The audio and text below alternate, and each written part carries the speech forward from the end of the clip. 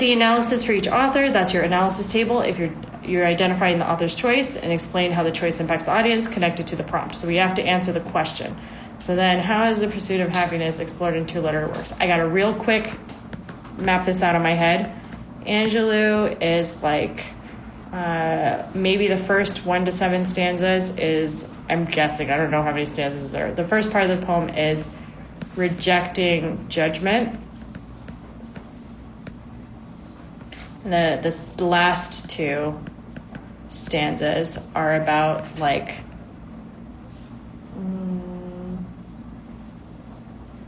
rising from past or trauma. Sure. Those are my notes on her pursuing happiness. Heaney is maybe the happiness is acknowledging. My spelling. Where did my spelling go? Here we go. Wait. Acknowledging the work of his family, and then choosing a different path that honors his roots. Okay? So then I've written those 2 without thinking about the crosses between them. So just independently, if I have to answer this, how would I answer this? And I try to find 2 things because I know I got to do 2 paragraphs. Now I'm going to try to see if I can find any similarities. So then the form of this will be like a paragraph about one author's message, paragraph 1, and then the other paragraph about another's author message. And I'm going to figure out my proof as I go along because this is a timed test and I don't have time to write out a whole analysis table. So then rejecting judgment, rising from the past, acknowledging the work of his family, choosing a different path that honors his roots. I would say that I would grossly categorize this as rejecting judgment is based on social norms. And then this one is the narrator's like path, chosen path. So then they are both choosing a path that makes them happier.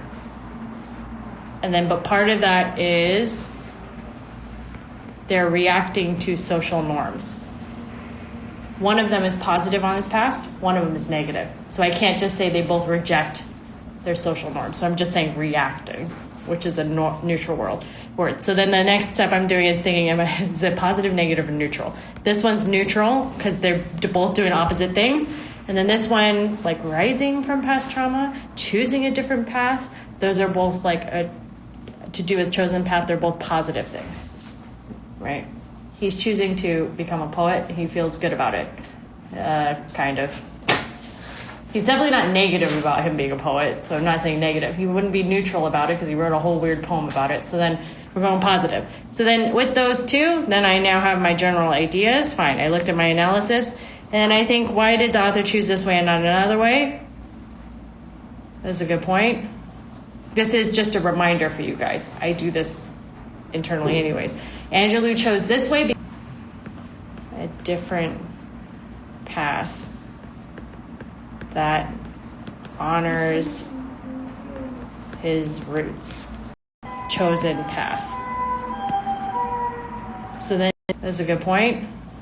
This is just a reminder for you guys. I do this internally anyways. Angelou chose this way because it's like Angelou's is like a direct confrontation. She's like making fun of people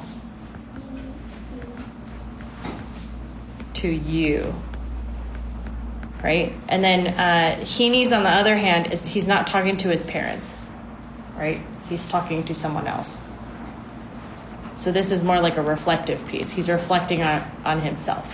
We, the audience, are not his family. We're not Irish, possibly. We're outsiders. I think he's describing like all of the parts of the soil to like describe where he came from. So then the audience is not like another Irish person, because it would be like, yo, you remember the peat, you know the soil. So then he's describing everything as if he's like teaching us how farming was, potato farming. Okay. I've already put them into two parts, and then I approximate a temporary thesis. The temporary thesis, I'm going to build off of my two little notes here. This one, ooh, somebody's receiving contact from the outside world. Okay, it's not me. Okay, I'm going to do reacting to social norms and then choosing another path. Okay. So both poets address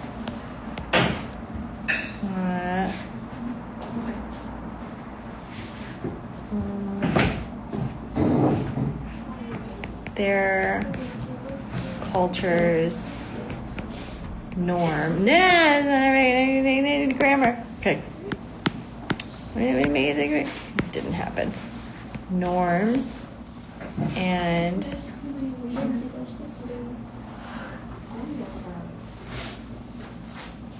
embark on self-chosen paths towards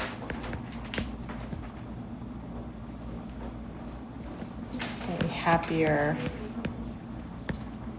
more, not more, I take back more, fulfilling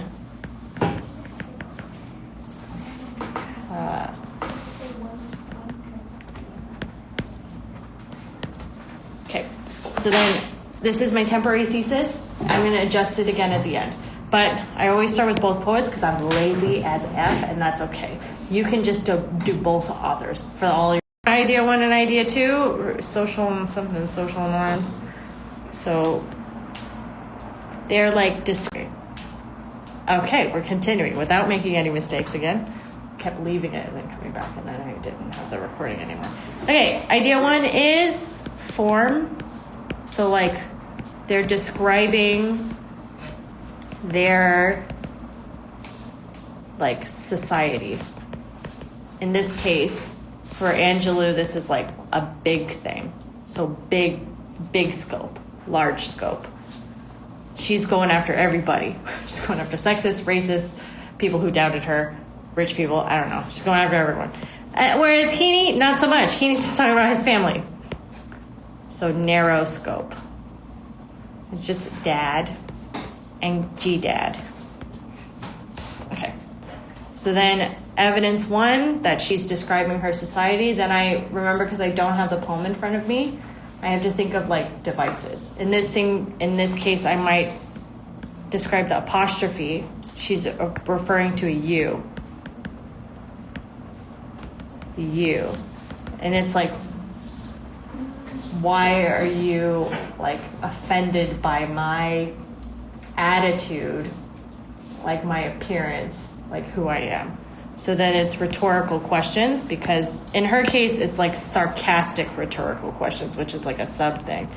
A subgenre of rhetorical questions is like she's asking them knowing that you know the answer, but also she's doing it in a sarcastic, mocking way. Offended by my haughtiness, right? Or describing, if we're paraphrasing, I also remember saying they want her to be beaten down, right? Quiet, ashamed. So then you can paraphrase it. Then the next one is, I don't know, Heaney. He's talking about legacy. So then like potato farming. You're paraphrasing, his dad was a potato farmer and his granddad was like the best potato farmer. I think he was a turf farmer. Yeah, he was like, he can move more turf than anyone in that area.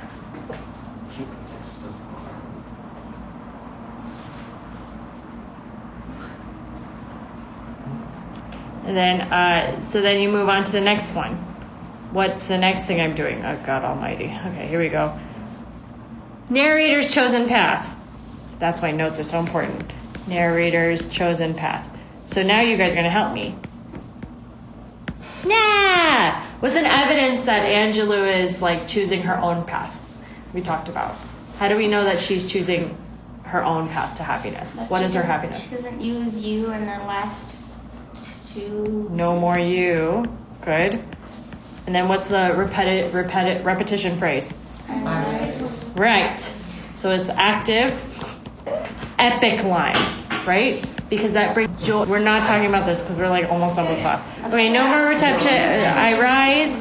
And then there's like themes of joy in the end. She's joy. I am the hope and dream of the slave.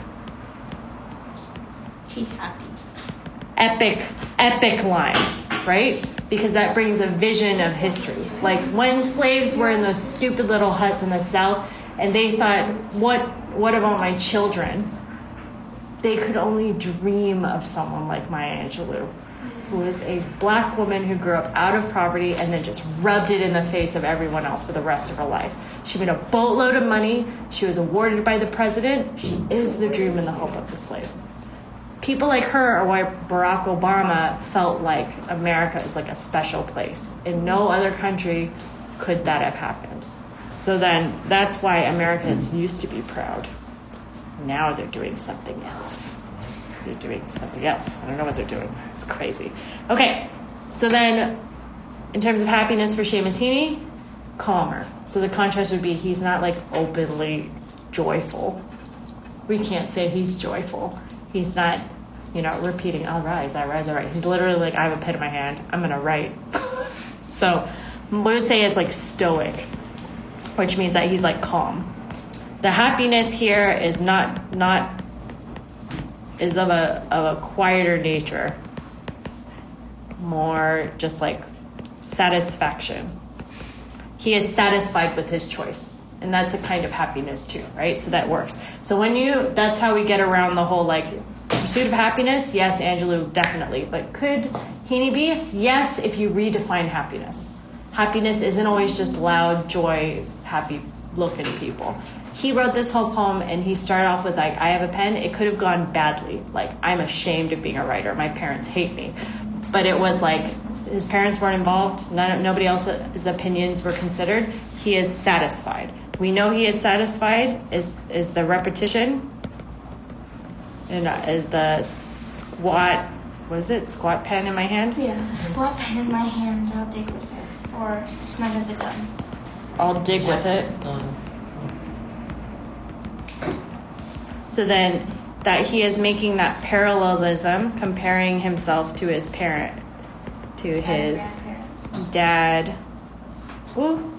and granddad that he likes. It's a positive comparison that shows that he's satisfied.